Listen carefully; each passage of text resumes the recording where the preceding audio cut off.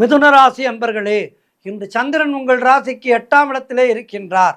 உங்களுடைய ராசி அதிபதி புதன் ராசிக்கு 12ஆம் இடத்திலே இருக்கின்றார். இன்று சந்திராட்டமும் உங்களுக்கு என்றாலும் மனக்குழப்பத்தையும் பதற்றத்தையும் தவிர்த்து கொள்ளுங்கள்.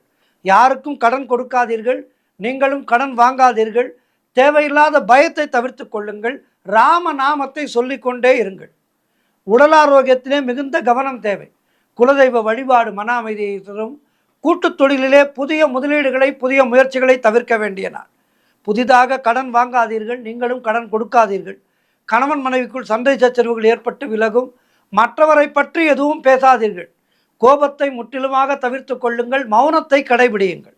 அலுவலகத்திலே வேலை பளு அதிகமாக இருக்கும். எதிலும் எச்சரிக்கையுடனும் நிதானத்துடனும் செயல்பட வேண்டிய நாள் இன்றைய நாள்.